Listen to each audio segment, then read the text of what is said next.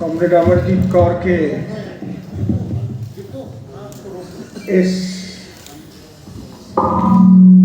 सारगर्भित, सटीक और जोशीले वक्तव्य के बाद कुछ कहना बहुत कठिन है।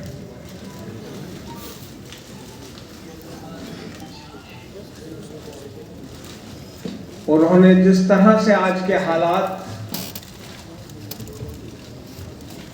इतिहास की नजर में मजदूर आंदोलन की भूमिका और आने वाले समय में हमारी जिम्मेदारियों को रेखांकित किया, मेरी दो आंखें, दिमाग, दिल और भुजाएं सभी जागृत हो गई।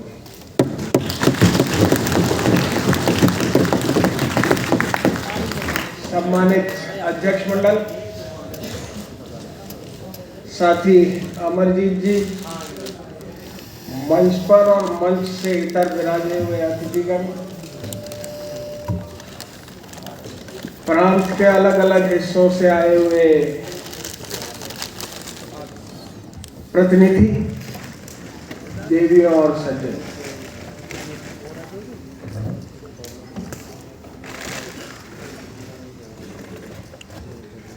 लगभग 3.5 दशक के बाद में मैं किसी श्रमिकों के किसी अधिवेशन या सम्मेलन में भागीदारी कर रहा हूं।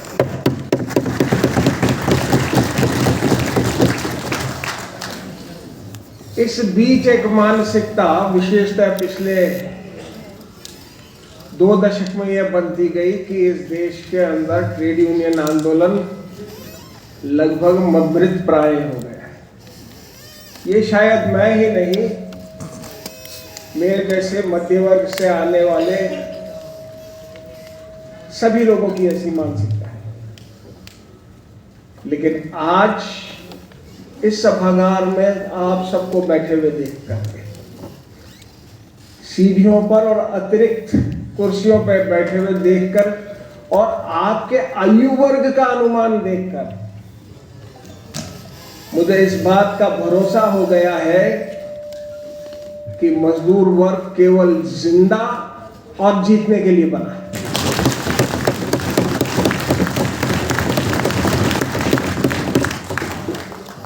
मैं आभारी हूं आप सभी का, आपके संगठन का, भाई कुणाल रावत जी का, कि आपने मुझे इस अधिवेशन में भागीदारी करने का अवसर दिया।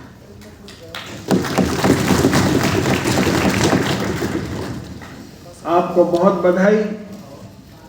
सफलता के लिए, इस अधिवेशन की सफलता के लिए कामना करने की आवश्यकता नहीं है, मेरा पूरा विश्वास है कि ये सफल होगा। शिकायत एक है, विधि के पेशे से आता हूं, पहले वकालत की, फिर न्यायाधीश रहा। ये दोनों और 2 पोस्टर्स लगे हैं, उसमें 7 comrade Amarjit Kaur, comrade comrade comrade, बीच में केवल एक एक्सेप्शन है, एक अपवाद है, मेरे नाम के आगे साथी या कॉमरेड नहीं।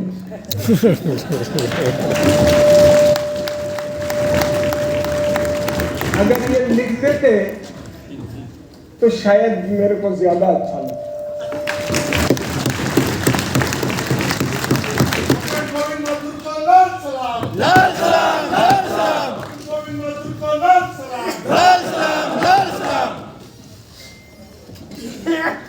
साथियों, अमरजीत जी ने पूरे उस भूमिका को रेखांकित किया कि भारत के राष्ट्रीय आंदोलन, मजदूर वर्ग की, मजदूरों के आंदोलन की, ट्रेड यूनियंस की कितनी महत्वपूर्ण भूमिका रही। जब मैं राष्ट्रीय आंदोलन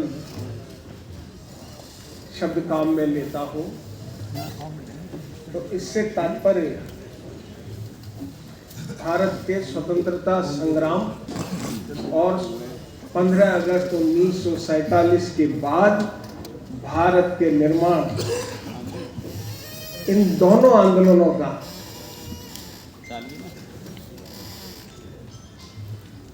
उन्हीं की बात करूं। स्वतंत्रता संग्राम में श्रमिक वर्ग की कुर्बानियां,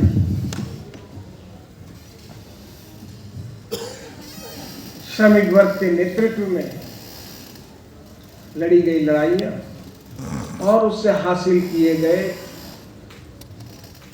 कई अधिकार,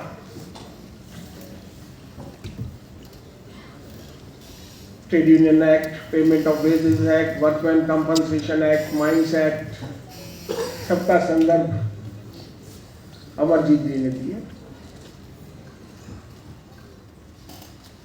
आपने कहा कि कॉन्स्टिट्यूएंट असेंबली को बनाए जाने का पहला प्रस्ताव भी ट्रेड यूनियन की ओर से आया।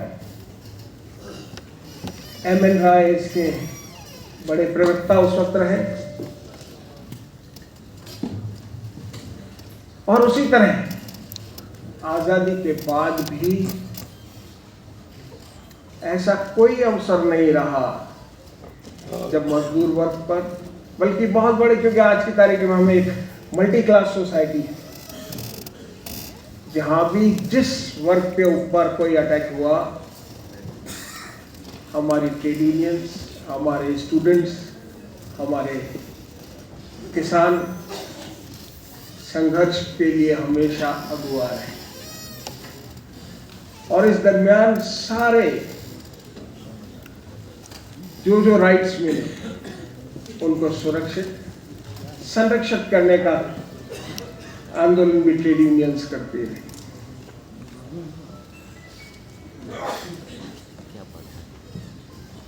मैं सोचता हूं कि इस सारे के अंदर जो सबसे बड़ी उपलब्धि, अलग अलग लॉज रहे, अलग अलग इलेक्टमेंट्स रहे, अलग अलग कानून रहे, लेकिन सबसे बड़ा कानून, सबसे बड़ी उपलब्धि जो रही वो भारत का संविधान। भारत का संविधान जो 26 नवंबर 1949 को तैयार हुआ और 26 जनवरी 1950 को लागू हुआ, वह इस देश की जनता के लगभग 90 वर्ष के लंबे संघर्षों का एक परिणाम है। भारत के संविधान का तीसरा खंड जो हमारे फंडामेंटल राइट्स, हमारे बुनियादी अधिकारों की बात करता है, अगर आप उसके एक एक अनुच्छेद को देखेंगे तो आप पाएंगे कि इनको अलग अलग समय पर हमारे स्वतंत्रता संग्राम के नेतृत्व ने इनको कभी न कभी उठाया, उनकी पैरवी की और अल्टीमेटली पंडित नेहरू ने जो ऑब्जेक्टिव रिजोल्यूशन संविधान सभा के सामने रखा था, उसके अंदर वो सारी चीजें थी। वो ऑब्जेक्टिव रिजोल्यूशन बुनियाद था भारत के संविधान के निर्माण में। कमोवेश वो आज की हमारी प्रियम्बल के रूप में ही है, लेकिन ऑब्जेक्टिव रिजोल्यूशन पहले बना और संविधान बनने के बाद में प्रस्तावना लास्ट में उसे संग्रहित, समाहित करके उसका पूरा लबोलबाब, उसका एसेंस, उसका सार हमारी प्रस्तावना में आया। हमारी कॉन्स्टिट्यूशनल वैल्यूज एक सार्वभौमिक, धर्मनिरपेक्ष, समाजवादी गणराज्य, समानता का जिसमें अधिकार होगा, भाईचारा जिसका आदर्श होगा, इस प्रस्तावना को लेकर के और इस ध्येय को लेकर के ये देश आगे बढ़ा। मित्रों, जब हम बात करते हैं कि इस देश में लोकतंत्र है, लोकतंत्र का आधार इस देश का संविधान है और लोकतंत्र का आदर्श, लोकतंत्र का ध्येय लोक को वो सब कुछ देना है जिससे कि उसका पूरा विकास हो सके, सर्वांगीण विकास हो सके, जिसके अंदर एक शब्द पिछले कुछ वर्षों में आया, टुकड़े टुकड़े गैंग। लेकिन जब ये वर्ड मेरे को आता है तो मुझे लगता है कि टुकड़े टुकड़े गैंग वो है जो समाज को खंड खंड में बांट दे। हमने ऐसा कभी नहीं, खंड खंड में बांटने के प्रयास उन क्षेत्रों से हुए जो जाति की बात करते हैं, जो संप्रदाय की बात करते हैं, जो क्षेत्र की बात करते हैं, जो धर्म की बात करते हैं। यहाँ हमने केवल भारत के नागरिक की बात की। इसीलिए हमारा लोकतंत्र जो है वो मात्र काउंटिंग ऑफ हेड्स नहीं है, मत पेटी में या ईवीएम पे कितनी बार खटके लगे, कितना नंबर आया, भारत का लोकतंत्र मात्र ये नहीं। भारत का लोकतंत्र 5 साल के बाद आने वाला चुनाव का उत्सव भी नहीं। भारत का लोकतंत्र हमारा प्रतिदिन का जीवन है। मेरी जिंदगी का एक एक दिन मेरा लोकतंत्र है, एक एक दिन बराबरी का है। इसीलिए भारत का लोकतंत्र कहलाता है, ये एक संवैधानिक लोकतंत्र है। This is a constitutional democracy, this is not the counting of heads. और संवैधानिक लोकतंत्र का अर्थ यह है कि आपकी वो सारी वैल्यूज, आपकी वो तमाम मान्यताएं जो आपके संविधान की प्रस्तावना में समाहित है। We the people of India having solemnly resolved to constitute India into a sovereign, सार्वभौमिक, socialist, secular, democratic republic, जो एंश्योर करता है जस्टिस को, न्याय को, जो एंश्योर करता है इक्वलिटी को, समानता को, जो आपके ब्रदरहुड को एंश्योर करता है।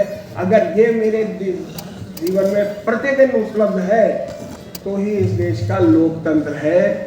अन्यथा 5 साल में एक बार वोट देना लोकतंत्र केवल इतना सा नहीं। इस बात को समझिए कि हमें अपना लोकतंत्र अगर सुरक्षित रखना है तो इसका अर्थ है कि हमें अपना संवैधानिक लोकतंत्र सुरक्षित रखना है।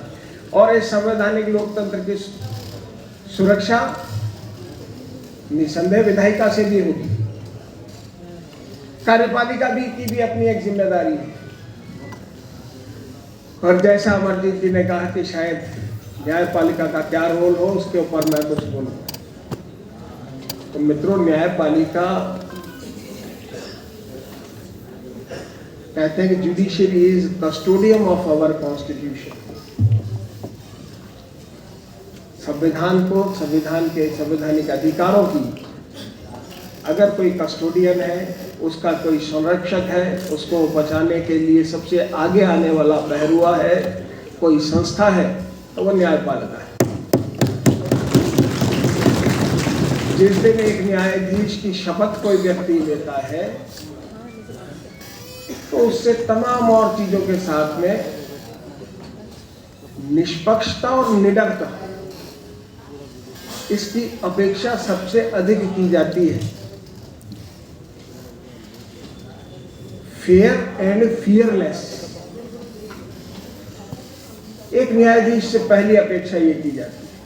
मेरा मानना है कि अगर ये दो विशिष्टताएं किसी व्यक्ति में नहीं है तो वो न्यायाधीश नहीं हो सकता। आप लोग अगर इस बात को स्वीकार करते हैं कि न्यायपालिका संविधान की संरक्षक है, तो इस बात को भी स्वीकार करना होगा कि न्यायाधीश पूरी तरह से निष्पक्ष होगा, निडर होगा और उसके समक्ष सिवाय कानून के और कुछ भी नहीं। इससे इतर न्यायपालिका कुछ होगी नहीं सकते। मैं ये बात इसलिए कह रहा हूं कि न्यायपालिका को हम लोग इतना सैक्रोसेंट मानते हैं कि कई बार उसकी गलतियों को लेकर के भी बोलना पसंद नहीं करते। अवमानना का, कंटेम्प्ट का एक फितूर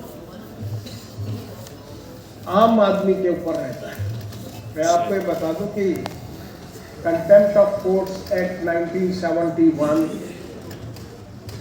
वो कहीं भी न्यायपालिका की आलोचना करने से नहीं रोकता है, क्योंकि यह भारतीय संविधान की भावना है कि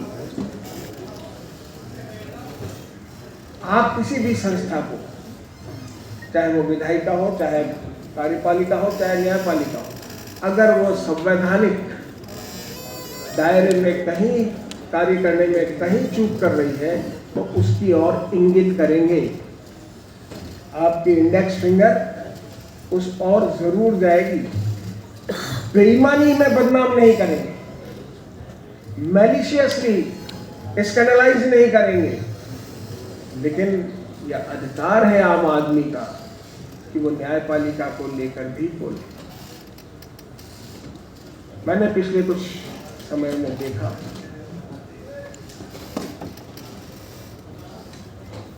कि मीडिया के अंदर न्यायपालिका को लेकर के अनर्गल भी आता है।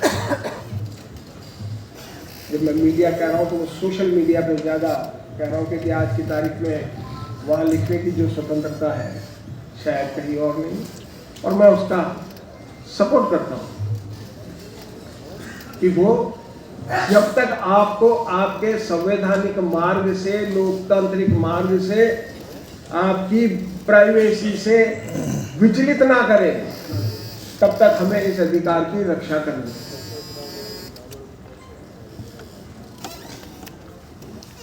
कुछ जजमेंट्स में जब बात होती है कि जो संघर्ष हमारे देश की आम जनता ने किया, उन्होंने अपने हर फ्रंट के ऊपर स्ट्रगल किया, सड़क पे भी किया, संसद में भी किया, और शायद न्यायपालिका कोर्ट्स में भी किया। आज आप लोग यहाँ वर्कर्स बैठे हैं बिजली के क्षेत्र में। शायद आपको पता होगा कि राजस्थान स्टेट इलेक्ट्रिसिटी बोर्ड का वो judgement, Mohanlal versus Rajasthan state electricity board, 1967 के अंदर सुप्रीम कोर्ट ने इस बात को तय किया कि Rajasthan state electricity board Bharat के संविधान के खंड 3 के अधिकारों के लिए राज्य या राज्य की एजेंसी है। अगर ये फैसला नहीं होता तो आप लोग हाई कोर्ट्स में रिट फाइल नहीं कर सकते, आपको सबऑर्डिनेट कोर्ट्स के अंदर दावा फाइल करना होता। लेकिन आज अपने अधिकारों के लिए अगर आप राइट्स के लिए अगर रिट पिटीशन फाइल कर रहे हैं तो that is because of the judgment given by the Supreme Court in 1967 के अंदर। आपके पक्ष के अंदर मोहनलाल बनाम राजस्थान राज्य विद्युत मंडल, इस फैसले की वजह से केवल राजस्थान नहीं, इस सारे हिंदुस्तान के अलग अलग बिजली बोर्ड के कर्मचारी सीधी रिट याचिका हाईकोर्ट में फाइल कर सकते हैं।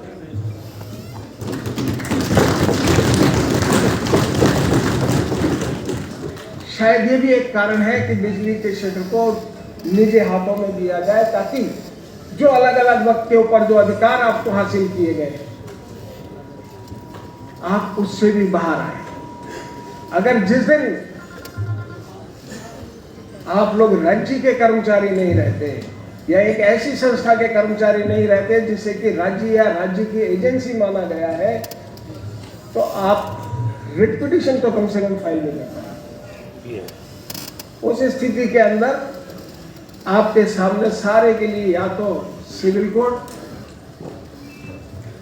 लेबर कोर्ट के स्ट्रक्चर पे वैसे ही बहुत खतरा आ रहा है। इस आपके जो 4 नए कानून आ रहे हैं, जो कोड आ रहा है, इसमें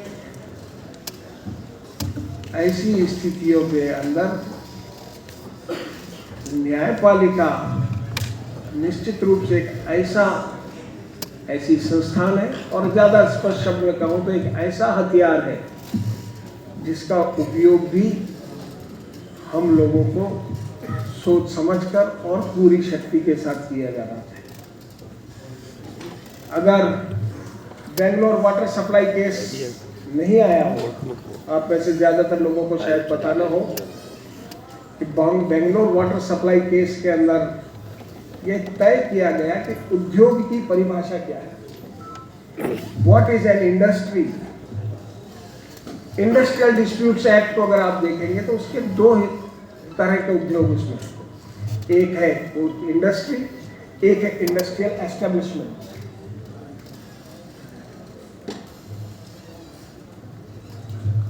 इंडस्ट्री और इंडस्ट्रियल एस्टेब्लिशमेंट से, इंडस्ट्री बहुत बड़ी टर्म है। इंडस्ट्रियल एस्टेब्लिशमेंट के अंदर a mines as defined under mines act, plantation defined as under forest act and factory defined under section 2M of the factories act. लेकिन बाकी वो सब जगह जहां पे जरा सा भी सिस्टमेटिक काम हो रहा है वो फैक्ट्री है, वो इंडस्ट्री है। और उसी वजह से यूनिवर्सिटी का कर्मचारी भी जाके कहता है कि मैं एक वर्कमैन हूँ, यूनिवर्सिटी इंडस्ट्री है। अस्पताल का कर्मचारी भी जाके कहता है कि अस्पताल एक इंडस्ट्री है। इरिगेशन डिपार्टमेंट का कर्मचारी भी जाके कहता है कि इरिगेशन डिपार्टमेंट एक इंडस्ट्री है। लेकिन अगर आप लोगों ने पढ़ा होगा, इन दिनों एक बड़ी बेंच कॉन्स्टिट्यूट हुई है सुप्रीम कोर्ट में, जो Bangalore water supply case, justice Krishna Iyer का judgment, Bangalore water supply case, उस जजमेंट को रिव्यू कर रही है।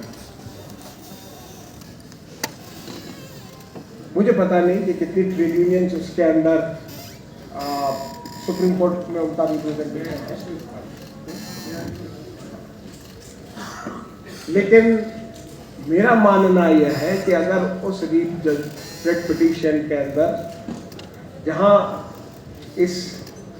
ये रिव्यू हो रहा है उसके अंदर इस बात को बहुत मजबूती से रखना होगा कि बेंगलोर वाटर सप्लाई केस के कोई रिव्यू किए जाने की, उसकी पुनर्समीक्षा किए जाने की कोई आवश्यकता नहीं। अन्यथा इस देश के करोड़ों मजदूर की परिभाषा से बाहर आ जाए। ये बात, क्योंकि न्यायपालिका का जहां तक सवाल, एक बात मैं पहले दिन से मान के चलता हूं कि न्यायपालिका भी इस संविधान के अंदर क्रिएट किया हुआ एक ऑर्गेनाइजेशन, और न्यायाधीश कोई सुपर ह्यूमन बीइंग नहीं होता। डॉक्टर अंबेडकर के सामने जब ये बात आई थी कि आप जो संविधान के अंदर न्यायाधीश को हटाने की जो प्रक्रिया अडॉप्ट कर रहे हैं ये बहुत कठिन है और शायद कोई न्यायाधीश इस प्रक्रिया से हटाया नहीं जाए, तब उन्होंने ये कहा था कि we are going to appoint super human beings as जज ऑफ दीज कॉन्स्टिट्यूशनल कोर्ट्स। हम कोई विशिष्ट मानवों को इन संवैधानिक न्यायालयों के न्यायाधीश नियुक्त करेंगे। लेकिन ये बात संविधान के उस महान शिल्पी की भी मुझे कई बार लगता है कि शायद उचित है, क्योंकि मनुष्य के अंदर एक सुपर ह्यूमन बीइंग, एक विशिष्ट मानव, ऐसा कुछ नहीं है। एक जज की ईमानदारी निश्चित रूप से उसके ज़मीर पे होती है, लेकिन उसके साथ साथ एक कॉन्सेप्ट है खुली अदालत। अगर मैं यहाँ पे इस वक्त आपके सामने खड़ा हूँ तो मुझे ये मालूम है कि आप सबकी नज़रें इस वक्त मुझे देख रही हैं, आप सबके कान इस वक्त शायद मुझे ही सुन रहे हैं। आप सब लोग मैं क्या कह रहा हूं इसी का रिव्यू करेंगे। तो एक जज खुली अदालत में इसीलिए 2.5 फीट ऊपर बैठा है कि उसको सामने खड़े हुए वकील सामने खड़ा हुआ लिटिगेंट देखता है कि कहीं ये भटक तो नहीं रहा, और जरा सा भटका, एक वकील, कुणाल जी वकील है, वो इमीडिएटली कहता है और बेईमानी करा, he is deviating from his correct path. तो आप लोगों की भी ये जिम्मेदारी है कि एक जज और न्यायपालिका पूरी के ऊपर फोकस्ड रहे, उसको पकड़ करके रखें। क्योंकि ये मैं इसलिए कह रहा हूं कि आज टेक्नोलॉजी के नाम पर एक बहुत बड़ी चीज चल रही है कि ऑनलाइन कोर्स। मैं इस बात को समझ सकता हूं कि टेक्नोलॉजी का भरपूर उपयोग होना चाहिए। टेक्नोलॉजी हम लोगों की सबसे बड़ी साथी है। Technology case listing, case disposal, case filing, case management, हर चीज में आ सकती है। आप तो टेक्नोलॉजी के भरोसे आप लोगों भी देखेंगे कि टेक्नोलॉजी से ऊर्जा के क्षेत्र में कितने महत्वपूर्ण आयाम हासिल किए। आज टेक्नोलॉजी सारी पेंडेंसी खत्म कर सकती है, लेकिन मुकदमे के अंदर जो विवाद है, न्यायपालिका अल्टीमेटली ह्यूमन अफेयर्स से डील करती है, मानव संबंधों को डील करती है। वो मानव संबंध कंप्यूटर से तय नहीं होंगे, वो आंख से आंख मिलाकर के ही तय होंगे। इसलिए तमाम चीजें करिए, बहस खुली अदालत में। आज बड़ी व्यापक लड़ाई, ट्रेड यूनियंस के सामने अपने अधिकारों को बचाने की लड़ाई, वकीलों के सामने न्याय को बचाने की लड़ाई है, किसानों के सामने उनके अपने उनकी लड़ाई है। इसलिए हम सबको एक होकर के लड़ना होगा, क्योंकि आपको तोड़ने वाली शक्तियां। एक छोटी सी घटना बताता हूं मैं, मेरे साथ कुछ दिनों पहले हुई। मैं जिस जमाने में लॉ कर रहा था, उस जमाने में लॉ ऐसा नहीं था कि बच्चे क्लैट की तैयारी कर रहे हैं, 5 साल का लॉ कर रहे हैं। मेरे इवनिंग क्लासेस के अंदर लॉ होती थी, दिन भर स्टूडेंट लीड, मैं स्टूडेंट फेडरेशन ऑफ इंडिया से था, SFI के अंदर कई साल सक्रिय रहा। मेरी दिन भर के काम तो उस क्षेत्र में थे, और शाम को क्लास अटेंड करता था। एक पेपर और दूसरे पेपर के बीच में 4 दिन का अंतर होता। एक साल एक ऐसा आया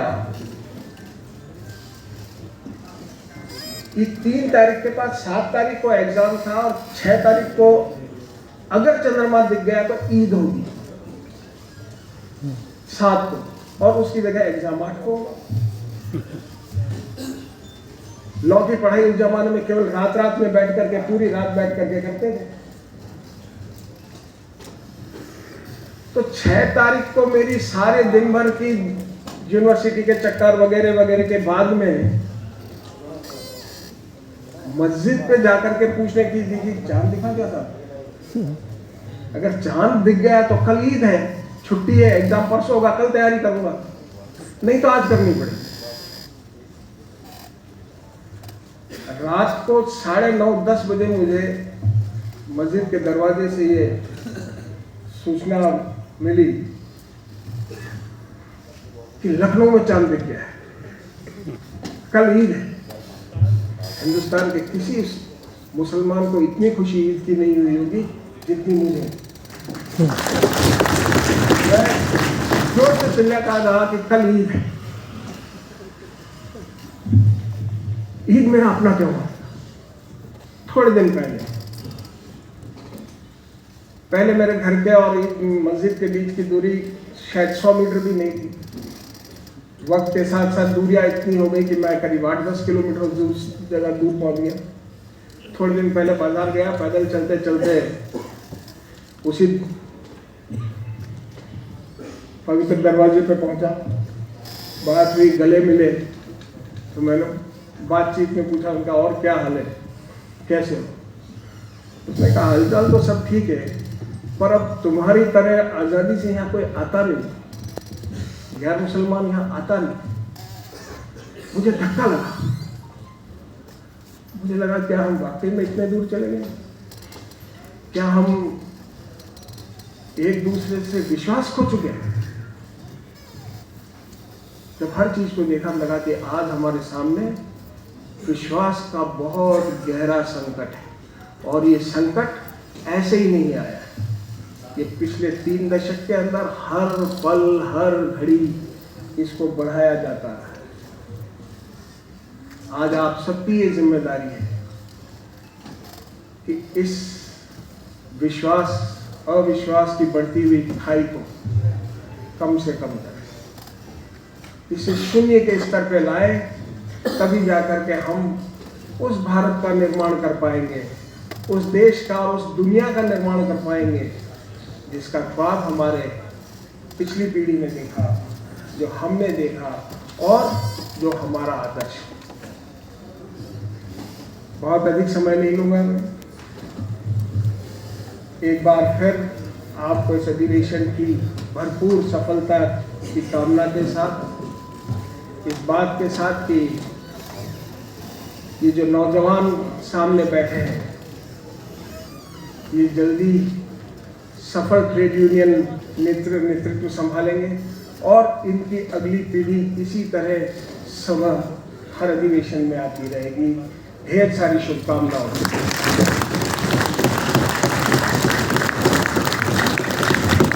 बहुत बहुत धन्यवाद कॉमरेड गोविंद माथुर साहब। आंधियों को जिद है जहां